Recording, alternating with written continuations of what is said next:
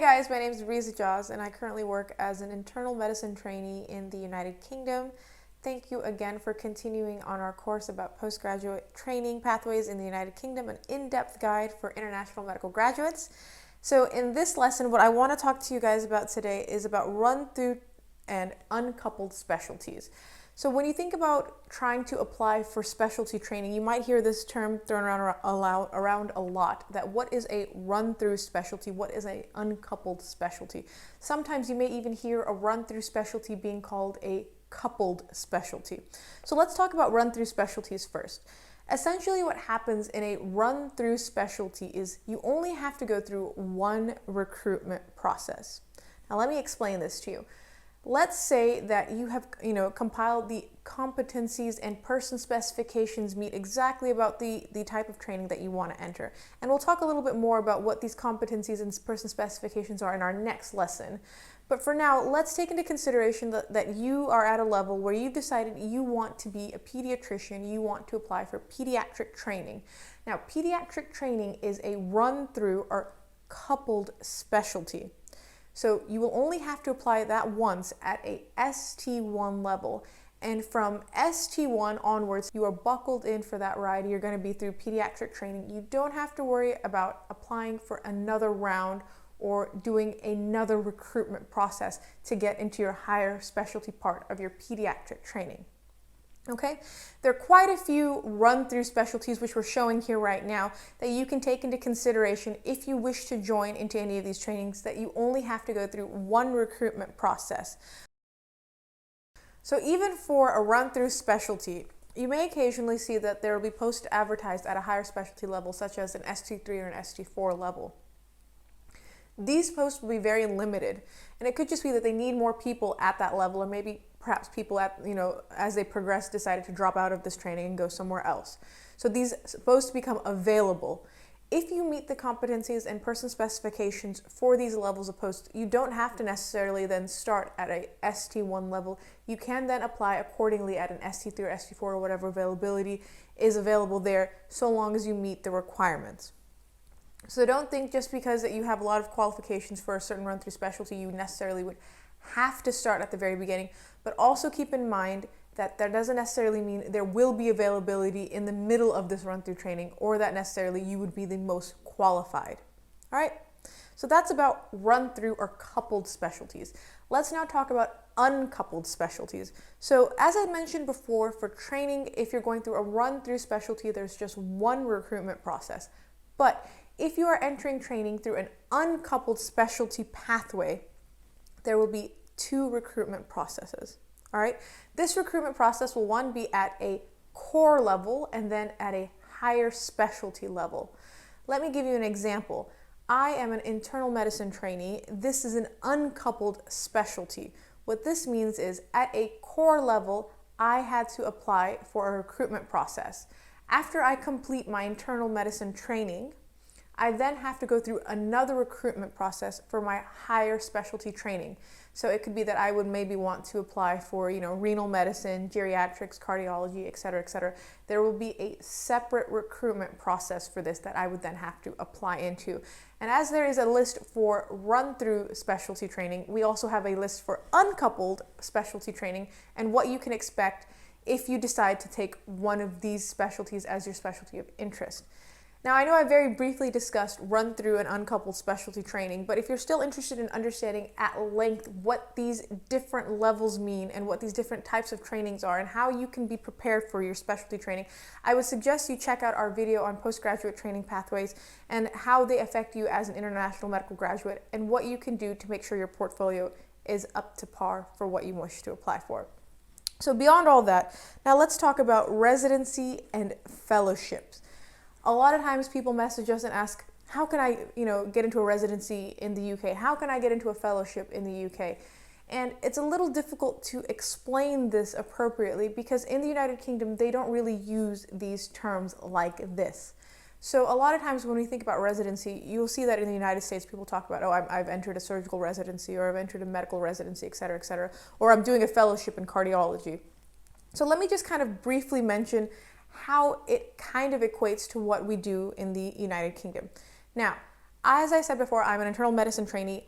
I would technically be what is considered in the US equivalent a resident, because I am an internal medicine resident. I'm doing my residency in internal medicine. In the UK, however, I will be regarded as an internal medicine trainee, or I'm an internal medicine training. That doesn't mean that my position is anything different than somebody who is in a residency. It's just nomenclature. People will use different names to mean the same thing, okay?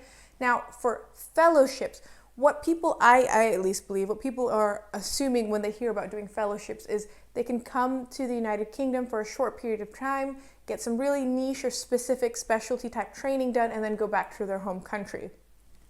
So for this type of a fellowship, this would be the equivalent of the MTI, or the Medical Training Initiative in the United Kingdom, which goes through the Royal College of your choice. For instance, if you wish to do a fellowship in obs and gynae, you would go through the Royal College of Obstetrics and Gynecology, and as appropriate, you would find the relevant MTI post, meet those competencies and person specifications, and apply. Come to the United Kingdom in that hospital for 1 or 2 years, and then go back to your home country with that degree and training in hand. Okay? Now, another type of way that people use the term fellowship is for higher specialty training. For instance, like I said, as an internal medicine trainee, when I finish my core training or my residency, I would then progress into higher specialty training, which would then, or could be equated as a fellowship. Because in the United States, after you complete internal medicine residency, you then apply for your fellowship into your specific specialty of choice. Another thing that people sometimes see is when they're applying on NHS jobs for non-training jobs, they'll see the term fellow thrown around quite a bit. It could be, junior clinical fellow, senior clinical fellow. Now, these types of fellows are not what I have just described. These are different. A lot of the posts that you see advertised on NHS jobs have a ton of titles, but what you really need to be interested in is the level that you will be working at. For instance, you might see a post being advertised as a trust grade, or a senior house officer, or a junior specialty registrar, or a junior clinical fellow. But when you really look into the person's specifications, you need to see, is it at an FY1 level, is it an FY2, is it a CT1, etc., level. Okay. People who are applying for a junior clinical fellow post at, let's say, an FY2 level in NHS jobs should not expect to be in a fellowship, because these are not a formal fellowship. I hope that makes sense. It's just the thing about how nomenclature and how terminology may confuse you, because different countries may use different terms. But what you need to be most concerned about when you enter into a training is that your training is as per what we've already discussed. Don't be too hung up on what the different titles are as you progress into your training, so long as you are happy with how your training is progressing and it is going towards the specialty of your choice. Now, the last thing that I want to speak about before I wrap up this lesson is about the opportunities you would have as a trainee out of program. Okay? There are an ample amount of opportunities for you in your higher specialty training to take and embark upon academic opportunities and teaching opportunities. If you have the blessings of your deanery or of the general area of the hospital that you are working at, for you to go out of your training to do some extra work, you would essentially be lengthening your actual training, because you'd be putting it on pause. So let me give you an example. Let's say you decide to go into cardiology training.